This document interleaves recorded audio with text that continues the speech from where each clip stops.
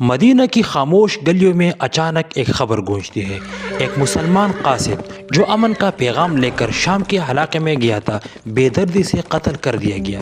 یہ واقعہ ہے 8 ہجری کا۔ یہ معاملہ اس وقت شروع ہوا جب رسول اللہ صلی اللہ علیہ وسلم نے قیصر روم کو اسلام کا پیغام بھیجنے کا فیصلہ کیا۔ حارث بن عمیر کو اس مشن کے لیے چنا گیا۔ وہ شام کی جانب روانہ ہوئے، لیکن راستے میں موتا کے قریب روم کے گورنر شرحبیل بن عامر نے انہیں گرفتار کر لیا۔ شرحبیل اسی علاقہ بلقا کا رئیس اور قیصر کا ماتحت تھا۔ نہ کوئی مقدمہ، نہ کوئی سوال، بلکہ فوراً قتل کر دیا گیا۔ عرب کے قبائل میں یہی ایک ناقابل معافی جرم تھا۔ قاصد کو قتل کرنا گویا اعلان جنگ کے مترادف تھا۔ مدینہ میں جب یہ خبر پہنچی تو ہر دل غم اور غصے سے بھر گیا، لیکن یہاں صرف جذبات سے کام نہیں لینا تھا۔ رسول اللہ صلی اللہ علیہ وسلم نے فوری طور پر 3000 کا لشکر تیار کیا۔ یہ اس وقت کا سب سے بڑا اسلامی لشکر تھا۔ اس لشکر کی قیادت کے لیے زید بن حارثہ کو منتخب کیا گیا، اور اس کے بعد جعفر بن ابی طالب اور عبداللہ بن رواحہ کو نائب مقرر کیا۔ یہ ایک تاریخی لمحہ تھا، کیونکہ اس سے پہلے مسلمانوں نے کبھی ایسے دشمن کا سامنا نہیں کیا تھا جو تعداد میں کئی گنا زیادہ ہو۔ موتا جزیرہ عرب کے شمال میں واقع ایک اہم اور اسٹریٹجک مقام تھا۔ یہ علاقہ شام کی سرحد کے قریب تھا، جہاں عرب قبائل اور رومی سلطنت کی حکمرانی کے درمیان رابطے کے اہم راستے موجود تھے۔ یہ میدان پہاڑوں اور وادیوں سے گھرا ہوا تھا، جو دشمن کے لیے بہترین دفاعی پوزیشن فراہم کرتا تھا۔ رومیوں نے اس مقام کو اپنی فوجی طاقت کے مرکز کے طور پر منتخب کیا تھا، کیونکہ یہاں سے عرب علاقوں کی نگرانی اور کنٹرول کرنا آسان تھا۔ اس علاقے کی زمین پتھریلی تھی اور موسم سخت، جس کی وجہ سے یہاں جنگ لڑنا نہ صرف دشوار بلکہ خطرناک بھی تھا۔ موتا کا جغرافیہ ایک فطری قلعے کی مانند تھا، جہاں دشمن کی بڑی فوج کو فائدہ حاصل تھا، جبکہ مسلمانوں کے لیے یہاں لڑنا ایک بہت بڑا چیلنج تھا۔ یہ کہانی اس وقت شروع ہوئی جب مسلمانوں اور روم کی سلطنت کے درمیان پہلی بار کشیدگی نے سر اٹھایا۔ رسول اللہ صلی اللہ علیہ وسلم نے اسلام کا پیغام دنیا بھر تک پہنچانے کی کوشش تیز کر دی تھی۔ شام کی جانب بھی پیغام بھیجا گیا، اور اس کے لیے حضرت حارث بن عمیر کو قاصد مقرر کیا گیا۔ ان کا مقصد تھا کہ قیصر روم کو اسلام کی دعوت پہنچائے اور اس بات کا پیغام دے کہ اسلام امن اور عدل کا پیغام ہے۔ لیکن جب حضرت حارث رضی اللہ عنہ اپنے سفر پر روانہ ہوئے اور شام کے علاقے میں پہنچے تو وہاں کے گورنر شرحبیل بن عامر نے انہیں گرفتار کر لیا۔ بے رحمی سے انہیں شہید کر دیا گیا، حالانکہ وہ ایک قاصد تھے، اور قاصد کا قتل عرب کے تمام اصولوں کے خلاف تھا۔ یہ اقدام صرف ایک فرد کی شہادت نہیں تھی، بلکہ روم کے حکمران نے ایک کھلا اعلان جنگ کیا تھا۔ اس نے مسلمانوں کو ایک ایسی حالت میں دھکیل دیا کہ ان کے پاس صرف ایک ہی راستہ تھا، وہ اپنے دفاع میں اٹھ کھڑے ہوں یا ظلم کے سامنے جھک جائیں۔ یہ واقعہ ایک سنگ میل ثابت ہوا، جس نے مدینہ کے مسلمانوں میں غم، غصے اور انتقام کی آگ بھڑکائی۔ یہ صرف ایک شخص کی شہادت نہیں تھی، بلکہ ایک ایسے پیغام کی علامت تھی جس میں مسلمانوں کی عزت اور وقار کو چیلنج کیا گیا تھا۔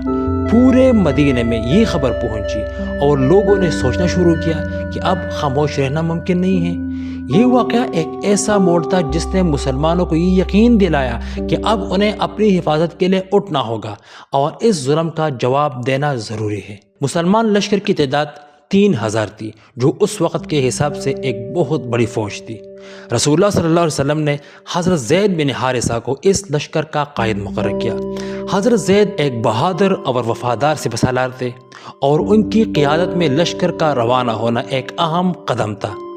جب رسول اللہ صلی اللہ علیہ وسلم نے لشکر روانہ کرنے کی تیاری کی تو رسول اللہ صلی اللہ علیہ وسلم نے زید بن حارثہ کو لشکر کا قائد مقرر کیا۔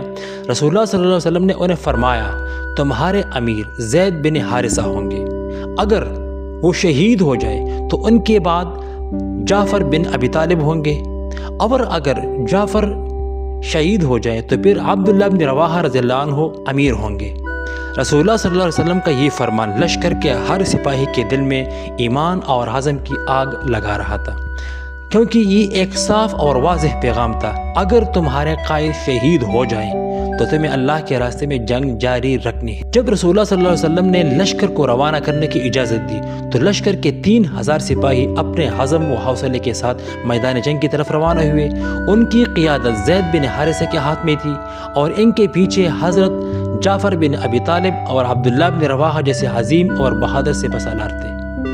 غزوہ موتا ایک سنگین جنگ تھی جس میں دشمن کی بڑی تعداد اور مسلمانوں کی حکمت عملی دونوں کا اہم کردار تھا۔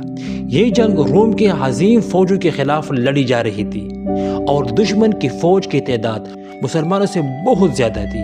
کہا جاتا ہے کہ روم کی فوج کی تعداد تقریباً 1,00,000 تھی، 1,00,000، جبکہ مسلمان لشکر صرف 3000 سپاہیوں پر مشتمل تھا۔ ایسی صورتحال میں مسلمانوں کے لیے یہ جنگ ایک عظیم امتحان بن چکی تھی، لیکن ان کی حکمت عملی اور عزم نے اسے ممکن بنایا۔ ذرا تصور کریں، 1,00,000 رومیوں کا فوج اور مسلمان صرف 3000۔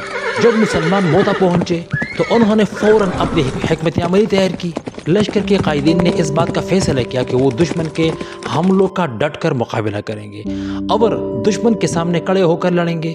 رسول اللہ صلی اللہ علیہ وسلم کی ہدایت پر عمل کرتے ہوئے مسلمان نہ صرف اپنے دفاع کے لیے لڑے بلکہ انہوں نے دشمن کے حملوں کو پسپا کرنے کے لیے انتہائی حکمت عملی سے لڑائی کی۔ حضرت خالد بن ولید رضی اللہ عنہ جو اس جنگ کے دوران ایک اہم کردار ادا کرنے والے تھے، وہ بھی اس جنگ میں شامل تھے، اور یہ خالد بن ولید کی مسلمانوں کے ساتھ پہلی لڑائی تھی۔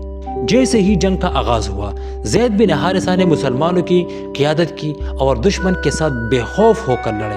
آخر کار زید رضی اللہ عنہ شہید ہو گئے۔ زید بن حارثہ رضی اللہ عنہ کی شہادت کے بعد حضرت جعفر نے لشکر کی قیادت سنبھالی۔ رسول اللہ صلی اللہ علیہ وسلم کی نصیحت کو یاد رکھتے ہوئے جعفر رضی اللہ عنہ نے انتہائی بہادری سے لڑائی جاری رکھی۔ جعفر رضی اللہ عنہ نے دشمن کے حملوں کا مقابلہ کیا اور اپنی دونوں بازو گنوا کر شہید ہو گئے۔ ان کی شہادت نے لشکر میں ایک نیا جذبہ اور عزم پیدا کیا۔ جب جعفر رضی اللہ عنہ بھی شہید ہو گئے تو حضرت عبداللہ بن رواحہ نے قیادت سنبھالی۔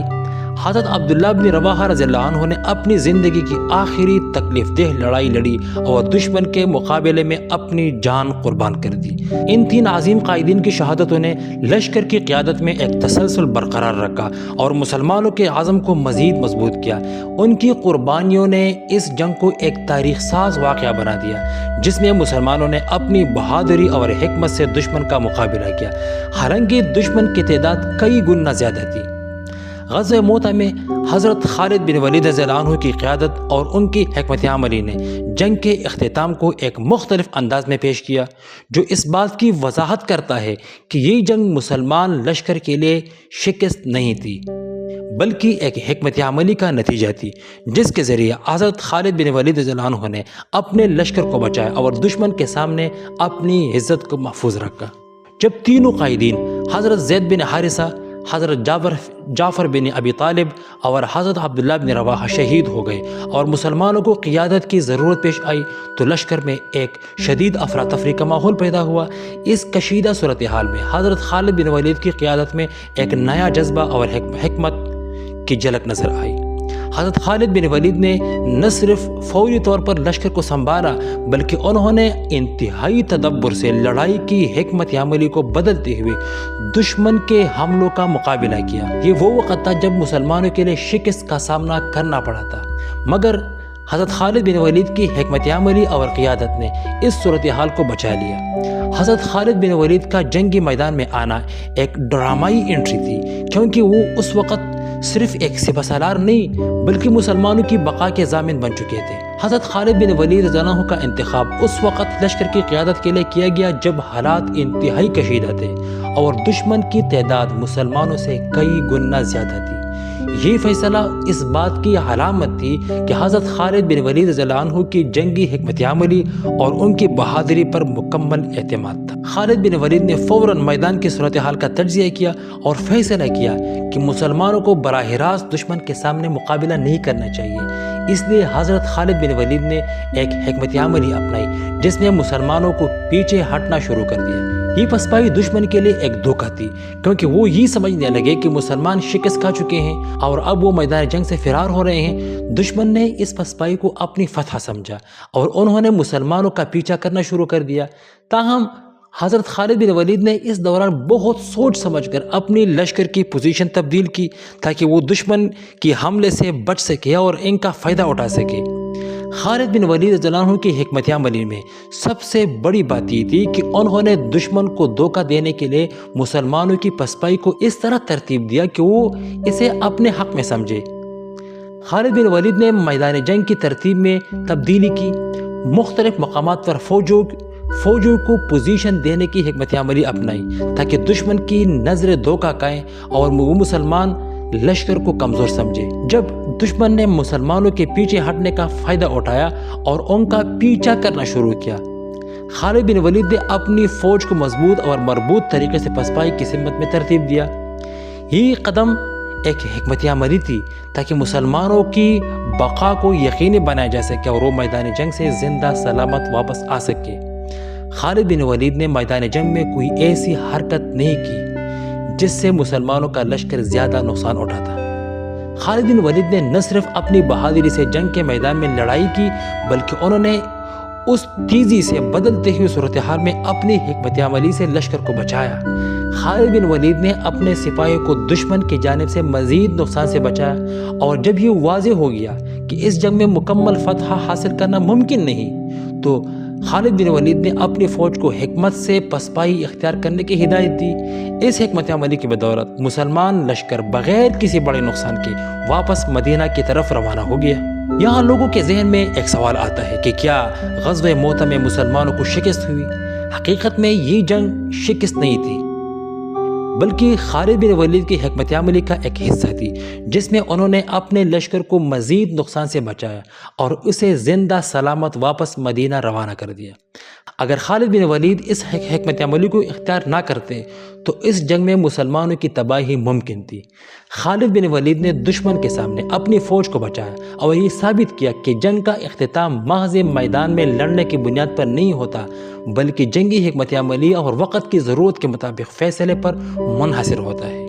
ان کی حکمت عملی اور قیادت نے اس جنگ کو مسلمانوں کے لیے ایک کامیابی میں تبدیل کر دیا، کیونکہ اگرچہ وہ میدان جنگ سے واپس آئے مگر انہوں نے اپنے لشکر کو بچایا اور دشمن کو یہ پیغام دیا کہ مسلمان اپنی جنگ کو اپنی حکمت سے جیتنے کی طاقت رکھتے ہیں۔ اس طرح غزوہ موتہ ایک فتح نہیں تھی مگر یہ ایک حکمت عملی کے تحت کامیابی تھی جس میں خالد بن ولید نے اپنی قیادت اور حکمت سے مسلمانوں کو بچایا اور انہیں نئے عزم کے ساتھ زندہ سلامت واپس مدینہ پہنچایا۔ جب مسلمانوں نے روم جیسی طاقت کو چیلنج کیا، اس جنگ کے دوران مسلمانوں کی تعداد دشمن سے کئی گنا کم تھی، لیکن انہوں نے جس بے مثال بہادری کا مظاہرہ کیا اس نے پورے عرب میں مسلمانوں کی طاقت اور عزم کو اجاگر کیا۔ روم کی سلطنت دنیا کی سب سے طاقتور سلطنتوں میں شمار ہوتی تھی اور اس کے مقابلے میں مسلمانوں کا کڑا ہونا ایک غیر معمولی بات تھی۔ مسلمانوں نے اس جنگ میں یہ ثابت کیا کہ وہ اتنی بڑی طاقت کا مقابلہ کرنے کی صلاحیت رکھتے ہیں۔ اس جنگ میں مسلمانوں کی بہادری اور ایمان نے دشمن کے سامنے ان کی طاقت کا لوہا منوایا اور یہ پیغام دیا کہ مسلمان اب محض عرب کی حدود میں نہیں بلکہ عالمی سطح پر بھی ایک طاقت بن چکے ہیں۔ روم کے ساتھ اس براہ راست تصادم نے عرب دنیا کو جھنجھوڑ کر رکھ دیا۔ روم کی طاقت کو چیلنج کرنا ایک غیر متوقع بات تھی مگر مسلمانوں نے یہ ثابت کر دیا کہ وہ صرف عرب دنیا میں نہیں بلکہ عالمی سطح پر بھی اثر ڈالنے کی صلاحیت رکھتے ہیں۔ اس جنگ کے بعد مسلمانوں کے سیاسی اثرات میں اضافہ ہوا اور یہ پیغام گیا کہ مسلمان اب عالمی معاملات میں ایک اہم فریق بن چکے ہیں۔ غزوہ موتہ کے بعد عرب میں مسلمانوں کی عزت میں اضافہ ہوا کیونکہ اس کے ذریعے مسلمانوں نے نہ صرف اپنی طاقت کا مظاہرہ کیا بلکہ دنیا کو دکھایا کہ وہ کسی بھی بڑی طاقت کا مقابلہ کرنے کی صلاحیت رکھتے ہیں۔ یہ واقعہ مسلمانوں کے لیے ایک تحریک بن گیا اور عرب میں انہیں ایک نئی پہچان حاصل ہوئی۔